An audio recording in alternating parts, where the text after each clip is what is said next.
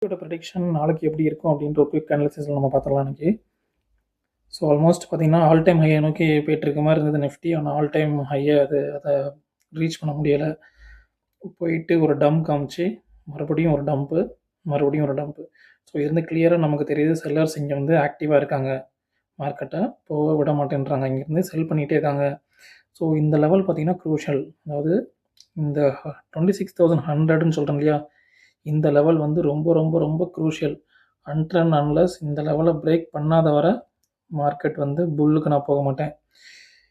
இந்த 26,100 இந்த லெவலுக்கு கீழே இருக்க வரை நான் வந்து மார்க்கெட்டுக்கு புல்லு இருக்கும் அப்படின்னு சொல்லிட்டு நான் போக மாட்டேன். 2700 கீழே வந்து நான் நெகட்டிவ் தான் பார்ப்பேன். பேரிஷ் மோட் ஆல்ரெடி ஆக்டிவில் இருக்குது.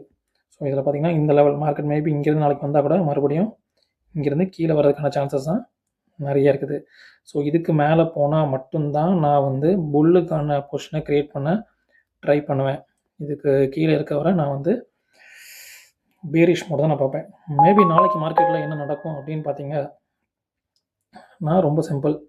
இது இப்போது இங்கேருந்து இந்த சப்போர்ட் எடுத்துக்கலாம். இது ஒரு லாங் டைமில் பார்த்தீங்கன்னா இங்கே ஒரு சப்போர்ட் ட்ரெண்ட் லைன் வந்துகிட்டே இருக்குது. ஸோ அந்த ட்ரெண்டில் எடுத்துகிட்டு தான் ஆல்ரெடி மேலே போயிருக்கு. லாங் டைமில் பார்த்தீங்கன்னா ஒரு சப்போர்ட் வந்துருக்கு, அந்த ட்ரெண்டில் எடுத்துகிட்டு தான் மேலே போயிட்டுருக்கு. மேபி நாளைக்கு இங்கேருந்து இந்த ட்ரெண்டில் மறுபடியும் எடுத்து இந்த லெவல், அதாவது இந்த 2600 அந்த லெவல் கிட்ட வரும், 120 128 கிட்ட வரும்போது மறுபடியும் ஒரு செல் ஆஃப் நடக்கலாம். அந்த ட்ரெண்டு பிரேக் ஆச்சு அப்படின்னா மோர் பியரிஷ். மார்க் வந்து கிளியர் கட்டாக தெரியுது. 25,888 லெவலுக்குலாம் அசால்ட்டாக வந்துடும். 20,900 பிரீச் ஆச்சு அப்படின்னா 25,800 அந்த லெவலுக்கு அசால்ட்டாக வந்துடும். அதாவது இந்த லெவல் இங்கே பாருங்கள், 855 877 இருக்கு இல்லையா, அந்த லெவலுக்கு அசால்ட்டாக வந்துடும். எவ்வளோ பெரிய ரேலி மார்க்கெட் வெயிட்டிங்கில் இருக்குது. ஸோ நான் இப்படி தான் இதை பார்க்குறேன். மார்க்கெட் என்னோட ப்ரெடிக்ஷன் படி மார்க்கெட் இப்படி தான் இருக்குது. ஸோ அந்த ஹையர் ஹையை வந்து இதால் பிரேக் பண்ண முடியல, கண்டினியூஸ் செல்லிங் நடந்துகிட்டே இருக்குது. ஸோ இது மறுபடியும் ஒரு டம்ப்பு கீழே இருக்கிறதுக்கு நிறைய பாசிபிலிட்டிஸ் இருக்குது. பிஃபோர் ஆல் டைம் தொடர்றதுக்கு முன்னாடி ஒரு டம்ப் லாங் டைம் ஃப்ரேம் ஒரு ரீடெஸ்ட் எடுத்து இப்படி போனால் அது நல்லா போகிறதுக்கான சான்சஸ் இருக்குது. ஸோ என்னோட வியூ பேரிஷ் தான். பார்க்கலாம் நாளைக்கு காலையில் பொசிஷன்ஸ் எப்படி கிரியேட் பண்ணலாம் அப்படின்ட்டு. பையர் செல்லர் எப்படி ஆக்டிவாக இருக்காங்க அப்படின்னு பார்த்துட்டு நம்ம நாளைக்கு காலையில் பொசிஷனை கிரியேட் பண்ணலாம்.